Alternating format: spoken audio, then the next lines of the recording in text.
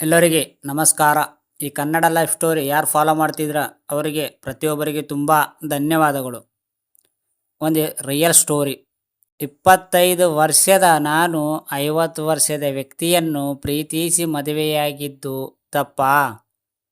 ಸಣ್ಣ ವಯಸ್ಸಿನ ಹುಡುಗಿಯರು ಅಧಿಕ ವಯಸ್ಸಿನ ವ್ಯಕ್ತಿಯನ್ನು ಮದುವೆಯಾದರೆ ಸಮಾಜಿಕ ಏಕೆ ಒಪ್ಪುವುದಿಲ್ಲ? ಅಧಿಕ ವಯಸ್ಸಿನ ವ್ಯಕ್ತಿಯನ್ನು ಪ್ರೀತಿಸಿದರೆ ಅದರಲ್ಲಿ ತಪ್ಪೇನಿದೆ? ನಾವು ಸಮಾಜದಲ್ಲಿ ವಾಸಿಸುವಾಗ ನಮ್ಮ ಕೆಲವೊಂದು ವಿಷಯವನ್ನು ಸಮಾಜ ಒಪ್ಪುವುದಿಲ್ಲ. ಅಂತಹದ್ದೇ ಒಂದು ಘಟನೆ ನನ್ನ ಜೀವನದಲ್ಲೂ ನಡೆದಿದೆ. ನಾನು ಸ್ವತಂತ್ರ ಮತ್ತು ಸ್ವಾವಲಂಬಿ ಮಹಿಳೆ. ನಾನು ಯಾವಾಗಲೂ ನನ್ನ ಸ್ವಂತ ನಿಯಮಗಳ ಮೇಲೆ ನನ್ನ ಜೀವನವನ್ನು ನಡೆಸಿದ್ದೇನೆ. ಆದರೆ ಪ್ರೀತಿಯ ವಿಷಯ ಬಂದಾಗ ನನ್ನ ಸ್ವಾತಂತ್ರ್ಯವನ್ನು ಜನ ಮೆಚ್ಚಲೇ ಇಲ್ಲ. ಕಾರಣ, ನಾನು 50 ವರ್ಷದ ವ್ಯಕ್ತಿಯನ್ನು ಪ್ರೀತಿಸಿ ಮದುವೆಯಾದೆ.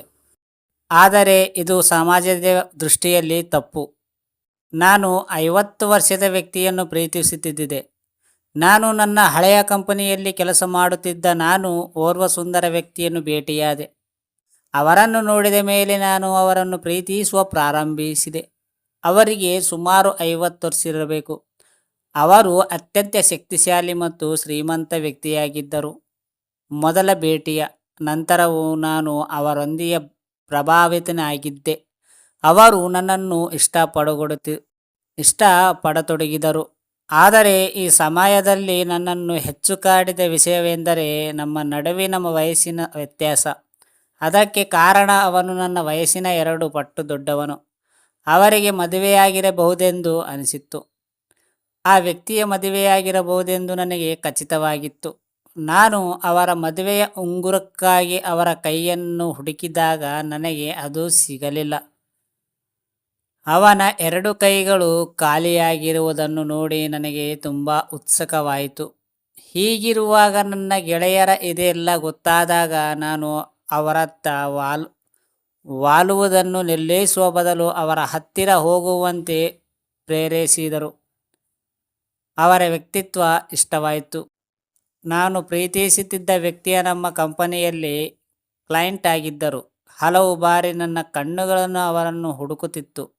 ಅವರು ತುಂಬ ಸುಂದರ ಮತ್ತು ಸ್ಟೈಲಿಶ್ ಆಗಿದ್ದರು. ಅವರ ವ್ಯಕ್ತಿತ್ವ ನೋಡಿ ನನಗೆ ತಡೆಯಲಾಗಲಿಲ್ಲ.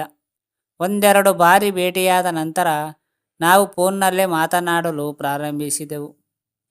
ಅದೇ ಸಮಯದಲ್ಲಿ ಸ್ವಲ್ಪ ಸಮಯದ ನಂತರ ನಮ್ಮ ನಡುವೆ ಭೇಟಿಯ ಪ್ರಕ್ರಿಯೆಯು ಪ್ರಾರಂಭವಾಯಿತು. ಈ ಮಧ್ಯೆ ಅವರು ನನ್ನನ್ನು ಊಟಕ್ಕೆ ಕರೆದರು. ನಂತರ ನಮ್ಮ ನಡುವಿನ ವಿಶೇಷ ಸಂಪರ್ಕವು ಬೆಳೆಯಿತು. ಅವರು ವಿಚ್ಛೇದನ ಪಡೆದಿದ್ದರು. ನಾವು ಅನೇಕ ಬಾರಿ ಡೇಟಿಂಗು ಹೋಗಿದ್ದೇವೆ. ಈ ಸಮಯದಲ್ಲಿ ನಾವು ಮೊದಲಿಗಿಂತ ಹೆಚ್ಚು ಹತ್ತಿರವಾಗುತ್ತಿದ್ದೇವೆ. ಕೆಲವು ತಿಂಗಳ ಹಿಂದೆ ಅವರು ನನಗೆ ಪ್ರಪೋಸ್ ಮಾಡಿದ್ದರು. ಆಗ ನನಗೆ ಕನಸು ನನಸಾಗಿತ್ತು. ನಾನು ಯಾವಾಗಲೂ ಅವರೊಂದಿಗೆ ಇರಲು ಬಯಸುತ್ತೇನೆ. ಅವರು ವಿಚ್ಛೇದನ ಪಡೆದಿದ್ದರು. ಅವರ ಹೆಂಡತಿ ಅವರಿಗೆ ಮೋಸ ಮಾಡಿದ್ದಳು.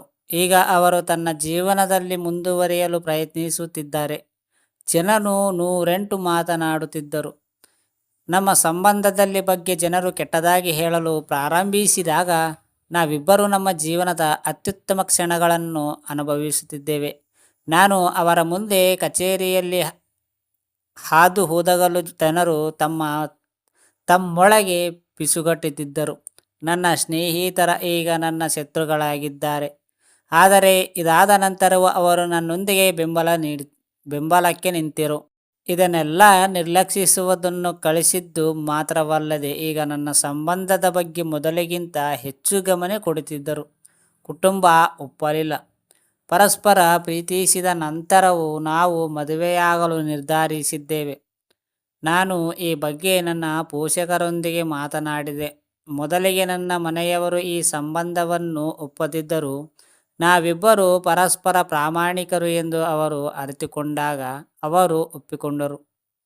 ನನ್ನ ಹೆತ್ತವರು ನನ್ನೊಂದಿಗೆ ಇರಬಹುದು, ಆದರೆ ಇತರ ಕುಟುಂಬದ ಸದಸ್ಯರು ಇನ್ನೂ ನನ್ನನ್ನು ನಿಂದಿಸುತ್ತಾರೆ.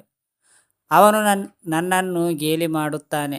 ಹಣಕ್ಕಾಗಿ ನಾನು ಅಧಿಕ ವಯಸ್ಸಿನ ವ್ಯಕ್ತಿಯನ್ನು ಮದುವೆಯಾಗಿದ್ದೇನೆ ಎಂದು ಆಡಿಕೊಳ್ಳುತ್ತಾರೆ. ಪ್ರೀತಿಗೆ ವಯಸ್ಸು ಮುಖ್ಯವಲ್ಲ. ಅದರಲ್ಲೂ ಪ್ರೀತಿಸಲು ವಯಸ್ಸಲ್ಲ ಎಂದು ಯಾಕೆ ಅರ್ಥವಾಗುತ್ತಿಲ್ಲ? ಪ್ರೀತಿಯ ವಿಷಯಕ್ಕೆ ಬಂದರೆ ಯಾರನ್ನೂ ಅವರ ಆಯ್ಕೆಯಿಂದ ನಿರ್ಣಯಿಸಬಾರದು. ಇದು ನಾನು ಜ್ಯೋತಿಯಲ್ಲಿರುವ ವ್ಯಕ್ತಿಯೊಂದಿಗೆ ನಾನು ನಿಜವಾಗಿಯೂ ಸಂತೋಷವಾಗಿದ್ದೇನೆ. ಇದನ್ನು ನನ್ನ ಜೀವನದ ಅತ್ಯುತ್ತಮ ನಿರ್ಧಾರವಾಯಿತು. ಫ್ರೆಂಡ್ಸ್, ನಿಮ್ಮ ಮನಸ್ಸಿಗೆ ಇದು ಸರಿನಾ ತಪ್ಪಾ ಅನ್ನೋದನ್ನು ನಿಮಗೆ ತಿಳಿದಿದೆ ಮಾತ್ರ ಹೇಳಿ. ಈ ಸ್ಟೋರಿ ನೀವು ಸಮಯ ಕೊಟ್ಟು ಕೇಳಿದ ಪ್ರತಿಯೊಬ್ಬರಿಗೂ ತುಂಬ ಧನ್ಯವಾದಗಳು.